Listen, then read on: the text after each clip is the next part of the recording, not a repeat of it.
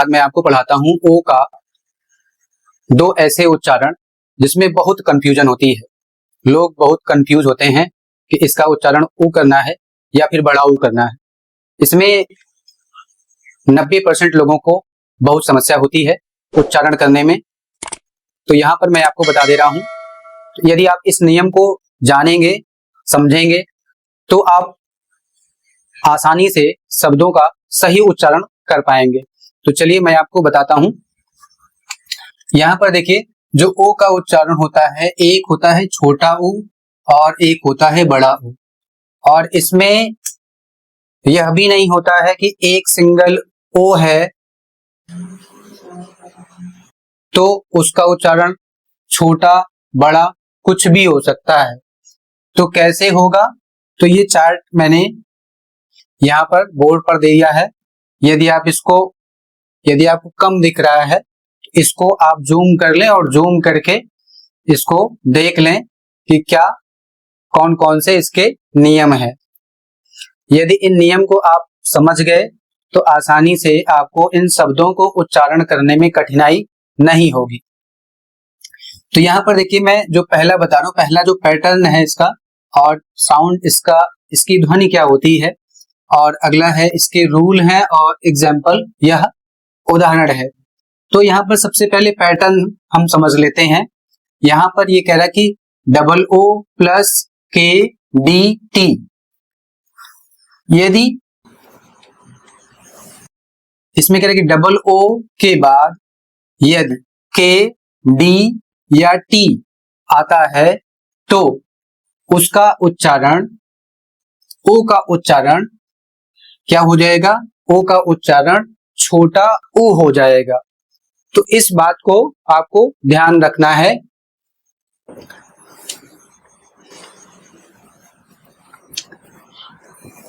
तो यहां पर नियम में भी लिखा है कि जब डबल ओ के बाद के डी या टी आता है तो ओ का उच्चारण छोटा ऊ होगा। यहां पर मैंने लिखा है साउंड में शार्ट ऊ। अब उदाहरण के माध्यम से आप समझ सकते हैं इसका उच्चारण क्या होगा। तो इसका उच्चारण होगा बुक। इसके बाद जस्ट दूसरा शब्द है, इसका उच्चारण होगा लुक। तीसरा शब्द है, इसका उच्चारण होगा कुक। और इसके बाद जस्ट उसी के नीचे अगला शब्द है, इसका उच्चारण होगा गुड। और यहाँ पर अगला जो शब्द है, इसका उच्चारण होगा उड। और इसके बाद जो शब्द है, इसका उच्चारण होगा सुक। इसको बड़ा ऊ उच्चारण करने की गलती आपको नहीं करना है, यहां पर छोटा ऊ का उच्चारण ही करना है। इसके बाद अगला पैटर्न देखिए, जो दूसरा है, तो यहां पर इसमें कह रहा है कि डबल ओ है और डबल ओ के बाद N M L P S. इन अक्षरों में से यदि डबल ओ के बाद कोई अक्षर आता है इन 5 अक्षर में से, तब ओ का उच्चारण यहां पर लांग ऊ हो जाएगा, अर्थात बड़ा ऊ हो जाएगा। यहां पर नियम में यही लिखा हुआ है कि जब डबल ओ के बाद N M L P S आए तो डबल ओ की ध्वनि बड़ा ऊ होता है। यहां पर उदाहरण के माध्यम से आप समझिए, इसका उच्चारण होगा मून। दूसरा शब्द है, इसका उच्चारण होगा सून। अगला जो शब्द है, इसका उच्चारण होगा स्पून। इसके बाद नीचे यहां पर जो शब्द है, इसका उच्चारण होगा कूल। और अगला जो शब्द है, इसका उच्चारण होगा कूल। अगला जो शब्द है, इसका उच्चारण होगा टूल। तो इन सभी शब्द को आपको शब्द और नियम दोनों याद रखने होंगे। कुछ ऐसे भी शब्द आते हैं जो अपवाद के रूप में होते हैं, उसमें किसी भी तरह का नियम काम नहीं करता है। ऐसे कौन कौन से शब्द हैं?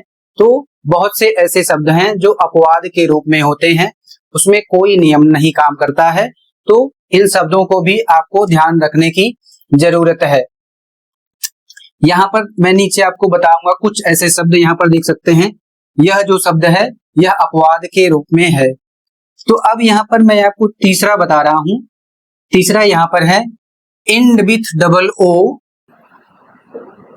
यदि शब्द डबल ओ पर समाप्त होता है तब वहां पर डबल ओ का उच्चारण होगा बड़ा ऊ। नियम में यही लिखा हुआ है कि जब शब्द डबल ओ पर खत्म होता है तो डबल ओ की ध्वनि बड़ा ऊ होता है या होती है। यहां पर जो अगला शब्द लिखा हुआ है, यहां पर जो शब्द है इसका उच्चारण हो जाएगा जू। इसके बाद जो शब्द है इसका उच्चारण होगा टू। अगला जो शब्द है इसका उच्चारण होगा शैम्पू। इसी तरीके से यहां पर देख सकते हैं, ये जो उदाहरण दिया हुआ है यहां पर इसके लिए एक अलग से नियम है। यदि ओ सिंगल है, यदि ओ अकेले है और तब पर भी वहां पर ओ का उच्चारण बड़ा ऊ होता है, लेकिन इसमें कुछ कंडीशन होती हैं। जैसे यहां पर लिखा हुआ है, तो यदि वह शब्द क्रिया हो, तो यदि वह शब्द क्रिया हो और उसके अंत में, शब्द के अंत में एक सिंगल ओ आता है, तब पर भी वहां पर ओ का उच्चारण लॉन्ग ऊ करना है, अर्थात बड़ा ऊ करना है। जैसे यहां पर देख सकते हैं टी ओ लिखा हुआ है और टू का उच्चारण टू होगा। इसके बाद दूसरा शब्द है डू। अगला जो शब्द है हु। तो कुछ ऐसे विशेष शब्द होते हैं जिसका उच्चारण आपको बड़ा ऊ के रूप में करना है जब लास्ट में ओ अक्षर आता है। इसके बाद यहां पर देखिए, यहां पर ये अपवाद के रूप में है, इसका उच्चारण क्या होगा? इसका उच्चारण होगा मूव और इसका उच्चारण होगा प्रूव। इसके बाद और भी कुछ सिंगल, यहां पर देखिए मैंने एक सिंगल की बात यहां पर किया और एक सिंगल की बात मैं यहां पर भी कर रहा हूं, लेकिन दोनों के उच्चारण में अंतर हो रहा है और एक में बड़ा ऊ हो रहा है और एक में छोटा ऊ हो रहा है। तो मैंने अभी इसके पहले ही बात किया था कि बहुत से ऐसे शब्द होते हैं जो अपवाद के रूप में होते हैं। तो ये ऐसे शब्द हैं जो अपवाद के रूप में हैं। यहाँ पर मैंने लिखा भी है कि बहुत दुर्लभ शब्द होते हैं और इन सभी शब्दों को आपको याद रखना होगा कि इनका उच्चारण क्या होता है, अर्थात छोटा ऊ के रूप में होता है। तो छोटा ऊ के रूप में ही आपको इसका उच्चारण याद रखना होगा। तो यहाँ पर देखिए इसका उच्चारण क्या होगा? इसका उच्चारण होगा ओल्फ। और इसके बाद दूसरा शब्द है, इसका उच्चारण होगा उमन। बहुत से लोग इसका उच्चारण क्या करते हैं? बहुत से लोग इसका उच्चारण करते हैं ओमैन, जबकि यह गलत है और इस तरीके से उच्चारण नहीं करना है। यदि आप इस तरीके से उच्चारण करते हैं तो लोग यह समझते हैं कि अभी यह नई नई इंग्लिश सीख रहा है। तो इस तरीके से आपको उच्चारण नहीं करना है। शब्दों का सही उच्चारण करें जिससे आपको किसी के सामने झुकना ना पड़े।